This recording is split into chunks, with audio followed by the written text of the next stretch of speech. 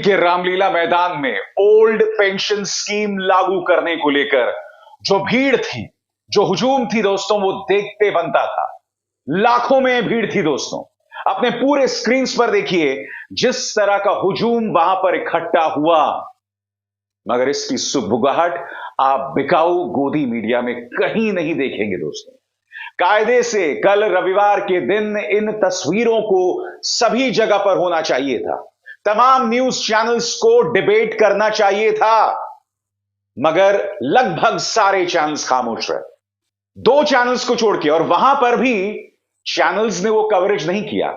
उनमें दो पत्रकार थे, एबीपी न्यूज के संदीप चौधरी और राजीव रंजन न्यूज 24 के, जिन्होंने उस पर कवरेज किया, उस पर कार्यक्रम किए, मगर चैनल्स अमूमन इस पर खामोश रहे।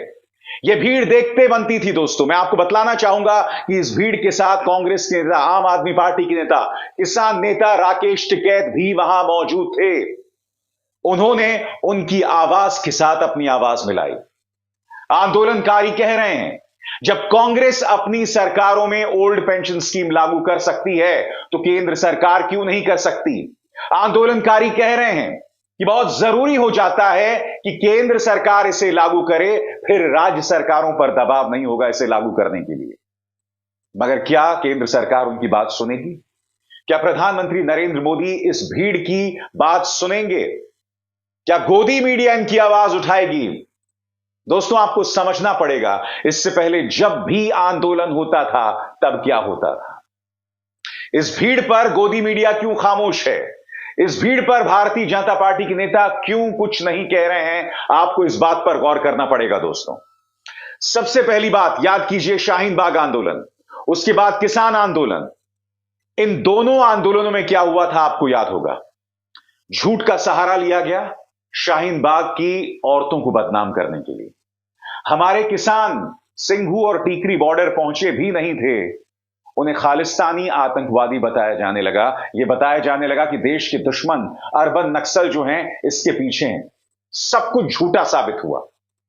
मगर इन दोनों ही आंदोलन में सरकार को मुंह की खानी पड़ी, क्योंकि इस आंदोलन में शामिल हमारे किसान और शाहीन बाग आंदोलन में शामिल हमारी बहनों ने अपनी ताकत, अपने शौर्य से साबित कर दिया कि आप चाहे जितना भी बदनाम करोगे, हम आपके सामने नहीं झुकने वाले हैं। क्या क्या नहीं किया गया था याद कीजिए दोस्तों। शाहीन बाग आंदोलन में प्रवेश साहिब सिंह हो, अनुराग ठाकुर हो, इन्होंने तो शाहीन बाग आंदोलन के खिलाफ हिंसा का आह्वान किया था। और फिर आप जानते हैं क्या हुआ था शाहीन बाग में। ये दो युवा पिस्तौल लेकर पहुंच गए थे गोलीबारी करने के लिए। शाहीन बाग आंदोलन में यह भी झूठ फैलाया गया था कि कुछ चंद रुपयों के लिए, बिरयानी खाने के लिए वहां महिलाएं जो हैं वो इकट्ठा हो रही हैं। इनको शर्म नहीं आती। जिन महिलाओं को तुम बदनाम कर रहे हो उनके घर कभी जाओ, इतनी लजीज बिरयानी तुम्हें खाने को मिलेगी कि वो बाहर की बिरयानी खाएंगी। शर्म आती है तुमको? उसी तरह से हमारे किसानों को इन लोगों ने बदनाम किया था। याद कीजिए दोस्तों, क्या क्या नहीं कहा था। राकेश टिकैत के खिलाफ बाकायदा एक भीड़ खड़ी की गई थी। और फिर मैं नहीं भूला हूं उस रात जब राकेश टिकैत गुस्सा होकर रोने लगे थे। इस रुदाली का तक मजाक उड़ाया था गोदी मीडिया से लेकर भाजपा के प्रचार तंत्र ने। मगर हुआ क्या था, किसान राकेश टिकैत के पक्ष में दोबारा सिंघू और टीकरी बॉर्डर पहुंच गया और आखिरकार सरकार को झुकना पड़ा। 3 कृषि कानून वापस लेने पड़े। आज उसी से इंस्पायर्ड होकर ओल्ड पेंशन स्कीम के पक्ष में लोग जो हैं मैदान में हैं। मैं आपको बतलाना चाहूंगा दोस्तों, आंदोलन के संयोजक विजय कुमार बंधु ने क्या कहा है आपके स्क्रीन पर। यह है विजय कुमार बंधु। वो कह रहे हैं राजस्थान, छत्तीसगढ़, झारखंड, पंजाब, हिमाचल प्रदेश जैसे राज्यों में पुरानी पेंशन व्यवस्था बहाल हो सकती है तो आर्थिक महाशक्ति के रूप में उभरने वाला भारत अपने कर्मचारियों को पेंशन क्यों नहीं दे सकता। अगर सरकार पुरानी पेंशन व्यवस्था बहाल नहीं करती है तो आने वाले चुनाव में वोट फॉर ओपीएस अभियान चलाकर पुरानी पेंशन बहाल कराएंगे। अगर पुरानी पेंशन जरूरी इसलिए है, अगर सही नहीं है तो जजों को क्यों दे दिया गया अभी? इसका मतलब है कि पुरानी पेंशन सही है, सांसद अपने लिए पुरानी पेंशन क्यों ले रहे हैं, वो अपना न्यू पेंशन क्यों नहीं ले रहे हैं। तो ये साबित होता है, अगर जजों को भी पुराना पेंशन मिल गया, सांसदों को पुराना पेंशन मिल रहा है, तो इसका मतलब पुराना पेंशन ही सही है, नया पेंशन कुछ नहीं है, सिर्फ आईवास है। तो इसीलिए ये मांग एक आम परिवार की है, एक गरीब परिवार की है, और वो सभी लोग आज हमारे साथ जुड़े हुए हैं और आने वाले समय में ये जन आंदोलन बढ़ने जा रहा है। वोट फॉर ओपीएस की हमारी मुहिम जारी है। जिस राज्य में जो राज्य सरकार पुरानी पेंशन बहाल नहीं करती, उनके विधानसभा चुनाव में आपने देखा होगा, हिमाचल उसका उदाहरण है, कर्नाटक का उदाहरण है, और अभी और कई सारे उदाहरण बनेंगे जहां सरकार पुरानी पेंशन बहाल नहीं करेगी, नारा लेकर चलेंगे, जो पेंशन बहाल करेगा वो देश पे राज करेगा। तो वो कहते हैं कि हम विश्व की अर्थव्यवस्था में मतलब नंबर 1 पर हैं और विश्व गुरु बनने की तरफ बढ़ रहे हैं। उसके बाद भी अगर हमारी ओपीएस के लिए इस प्रकार से बयान देते हैं तो ये तो बहुत ही हम लोगों के लिए तो बहुत ही दुख की बात है। ये जो पेंशन स्कीम पहले से चलती आई, उस ओल्ड पेंशन स्कीम की बहाली का आंदोलन है, और इसलिए आंदोलन है क्योंकि जो पेंशन है ये आदमी का एक बुढ़ापे का सहारा होती है, और अब तो ऐसा देखना हमारा बहुत सारे परिवार पेंशन से ही चल रहे हैं। तो पेंशन ये केवल एक पैसा मात्र नहीं है, बल्कि एक स्वाभिमान का प्रतीक है। देखिए, सत्ता पक्ष के लोग अगर बार बार ऐसा कह रहे हैं कि ये पेंशन अच्छी है, तो हम तो वर्तमान सरकार से यही निवेदन करेंगे कि अच्छी पेंशन आप खुद ले लीजिए और पुरानी पेंशन हमको दे दीजिए। आपको कुछ चीजों पर गौर करना पड़ेगा कि आखिर मोदी सरकार इस आवाज को क्यों नहीं सुनती। उसके 2 कारण हैं दोस्तों। पहला, जैसे कि आपने शाहीन बाग आंदोलन में देखा, किसान आंदोलन में देखा, लगातार उन्हें बदनाम करना, इस कदर मास मीडिया के जरिए उन्हें बदनाम कर देना कि फिर उनकी कोई आवाज नहीं सुनेगा। देश की जनता में उनके प्रति किसी तरह की कोई सहानुभूति नहीं होगी, क्योंकि उन्हें बदनाम इतना किया जा चुका है। और दूसरा, उनकी बात ही ना की जाए, उन तस्वीरों को मीडिया में दिखाई ही ना जाए, यह फोकस रहता है दोस्तों। और फिर एक तीसरा पहलू है, क्योंकि मोदी सरकार जानती है, भारतीय जनता पार्टी सरकार जानती है कि चुनाव आने के वक्त कोई भड़काऊ मुद्दा उठा दिया जाए जिसके सहारे वोट्स मिल जाएं। ये ना भूलें, जनवरी में श्री राम के मंदिर का उद्घाटन होना है। कहने को एक पावन आयोजन है, मगर मैं दावे के साथ कह सकता हूं दोस्तों, चाहे गोदी मीडिया हो या भारतीय जनता पार्टी के नेता, ये लोग जहर उगलने वाले हैं हमारे श्री राम के नाम पर। इसीलिए ओल्ड पेंशन स्कीम पर जब यह भीड़ जुटती है तो इसे नजरअंदाज कर दिया जाता है। आइए सुनते हैं संजय सिंह, आम आदमी पार्टी के नेता संजय सिंह ने किस तरह से अपनी आवाज आंदोलनकारियों के पक्ष में रखी है। आपकी बहादुरी को सलाम करता हूं, नमन करता हूं। और राकेश टिकैत जी जानते हैं, खेत के अंदर अगर बैल को ठीक से चलाना होता है तो उसकी नाक में नकेल डालनी होती है। आज इतनी तादाद में इकट्ठा होके इस रामलीला के ऐतिहासिक मैदान में इकट्ठा होके मोदी सरकार की नाक में नकेल डालने का काम आपने किया है। मैं हृदय से बधाई देना चाहता हूं आपको।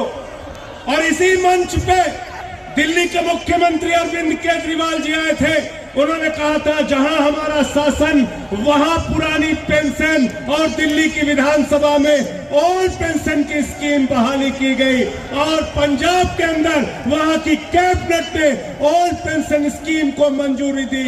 मैं आपको बतलाना चाहूंगा दोस्तों, रैली में सीपीआई एमएल के महासचिव दीपांकर भट्टाचार्य थे, कांग्रेस नेता संदीप दीक्षित, दिल्ली कांग्रेस अध्यक्ष अरविंदर सिंह लवली, समाजवादी पार्टी के बिहारी प्रसाद, बसपा से लोकसभा सांसद श्याम सिंह यादव, पूर्व सांसद एवं कामगार कर्मचारी कांग्रेस के चेयरमैन डॉक्टर उदित राज भी थे। वहां पर भूपेंद्र सिंह हुड्डा भी थे, और भूपेंद्र सिंह हुड्डा ने रैली में कहा, अगर हरियाणा में कांग्रेस सत्ता में आती है तो पहली कलम से ही वो सरकारी कर्मचारियों के लिए ओल्ड पेंशन स्कीम को लागू करेगी। आपकी स्क्रीन पर राकेश टिकैत भी मौजूद थे। राकेश टिकैत ने भी आंदोलनकारियों के पक्ष में भाषण दिया, अपनी बात रखी। उन्होंने कहा, पुरानी पेंशन स्कीम बहाली की मांग को लेकर दिल्ली के रामलीला मैदान में आयोजित जनसभा में हिस्सा लिया और सभा को संबोधित किया। देश का किसान का मेरा वर्ग इस लड़ाई में आपके साथ कंधे से कंधा मिलाकर चलेगा और इसे मजबूती से लड़ने का काम करेगा। किसान, मजदूर आज ओल्ड पेंशन स्कीम के लिए जो आंदोलन कर रहे हैं उनके साथ खड़ा हुआ है। बड़ा सवाल यही किया जा रहा है कि क्या मोदी सरकार इनकी बात को मानेगी। इस बीच कांग्रेस ने गोदी मीडिया पर तंज कसा है दोस्तों, गोदी मीडिया पर प्रहार किया है। क्या बयान है सुप्रिया श्रीनेत का। रामलीला मैदान दिल्ली, पूरे देश से आए लाखों सरकारी कर्मचारी पुरानी पेंशन की मांग कर रहे हैं। असंवेदनशील मोदी सरकार कुंभकर्ण की नींद सो रही है। कितने टीवी चैनल इस अथाह जन समूह को दिखा रहे हैं। कांग्रेस ने राजस्थान, छत्तीसगढ़, हिमाचल में ओपीएस लागू किया है, ओल्ड पेंशन स्कीम लागू की है। दोस्तों, जैसे मैंने बताया, पूरे मीडिया को हम एक पैमाने से नहीं तोड़ सकते। मैंने आपको बताया 2 चैनल्स ने इस मुद्दे को उठाया। हालांकि मैं एक बात स्पष्ट कर दूं दोस्तों, मुझे नहीं लगता कि उन दोनों न्यूज चैनल्स ने इस पर लंबी चौड़ी डिबेट्स की होंगी, क्योंकि कल रविवार के दिन इससे बड़ी कोई खबर नहीं थी। मगर ये मुद्दे पूरी तरह से नदारद थे दोस्तों। मगर हां, 2 चैनल्स के 2 पत्रकारों ने इसे अपने कार्यक्रमों में जगह दी, चाहे वो राजीव रंजन न्यूज 24 के हों या संदीप चौधरी हों एबीपी न्यूज के। आपको इस बात पर गौर करना पड़ेगा दोस्तों, अगर प्रधानमंत्री कार्यालय की हिरेन जोशी की तरफ से यह फरमान आ जाए कि ओल्ड पेंशन स्कीम वालों को बदनाम करना है, तो तमाम पापा की परियां, मीडिया के गुल्लू और कालू लाइन से लग जाएंगे उन्हें बदनाम। इस आंदोलन के पीछे अर्बन नक्सल हैं, आतंकवादी हैं, खालिस्तानी हैं, ये तमाम टूल किट जो है दोस्तों वो चालू हो जाएगा। और मैं ऐसा क्यों कह रहा हूं दोस्तों, याद कीजिए किसान आंदोलन के दौरान देखिए किस तरह की नफरत हमारे किसानों के खिलाफ चलाई गई थी, किस तरह से हमारे अन्नदाता को इन लोगों ने बदनाम किया था। इस तरह का जहर इन दंगाई पत्रकारों ने अपने न्यूज चैनल्स पर चलाया था। धन्ना सेठों के न्यूज चैनल्स, वो धन्ना सेठ जिन्हें इस देश की जनता ने अथाह प्यार दिया है, देखिए किस तरह का जहर चलाया जा रहा था दोस्तों। इन्हें शर्म भी नहीं आती। याद कीजिए शाहीन बाग के आंदोलन के दौरान वो 2 पत्रकार, एक तिहाड़ी दूसरा पेन किलर पत्रकार, किस तरह से पहुंच गया था उन्हें भड़काने के लिए, उन्हें उकसाने के लिए। और आप जानते हैं ये लोग किस तरह की कार्यक्रम करते हैं, आप लोग जानते हैं ये लोग भाजपा के कितने बड़े चाटुकार हैं, मगर ये शाहीन बाग पहुंच गए थे उन्हें उकसाने के लिए। ये इनका अंदाजे बयां है। मैं दावे के साथ कह सकता हूं, अगर ओल्ड पेंशन स्कीम आंदोलन जो है वो उग्र हुआ, वो व्यापक हुआ, तो मुझे रत्ती भर भी शक नहीं है कि इन्हें भी बदनाम करने की हर संभव कोशिश की जाएगी। और जहां तक मेरी बात है दोस्तों, कायदे से इस मुद्दे को मुझे कल उठाना चाहिए था, मगर आप जानते हैं दोस्तों मैं चैनल नहीं चलाता हूं, मैं इकलौता व्यक्ति हूं अपने चैनल में, लिहाजा मेरे लिए निजी कारणों से कल ये शो करना मुश्किल था। मगर आज इस मुद्दे पर मैं आपके सामने बेबाक एनालिसिस लेकर आया हूं। मैं चाहूंगा कि आप मेरे इस कार्यक्रम को ज्यादा से ज्यादा लोगों तक पहुंचाएं, क्योंकि ये मांग जायज है, इनकी हर बात जायज है। और जैसे मैंने कहा, इस देश में आंदोलन करना, शांतिपूर्ण आंदोलन करना हर भारतीय का हक है। ये तो हम 2014 के बाद देख रहे हैं कि आंदोलनकारियों को बदनाम किया जाता है। जी हां, उन्हें देशद्रोहियों के साथ जोड़ा जाता है। जब तक आप सत्याग्रह के सिद्धांतों का अनुसरण करते हुए, उसे फॉलो करते हुए आंदोलन करते हैं, मैं आपके साथ हूं, मेरा ये मंच आपके साथ है, लगातार है। मगर हां, अगर आप हिंसा का सहारा लेंगे, अगर आप ऐसे लोगों का सहारा लेंगे जो देश हित में नहीं है, तो जाहिर सी बात है उस आंदोलन को मेरे मंच पर जगह नहीं मिलेगी। मगर हर शांतिपूर्ण आंदोलन का जो सत्याग्रह के सिद्धांतों का अनुसरण करती है, मैं उनके साथ हूं। अभिसार शर्मा को दीजिए इजाजत। नमस्कार।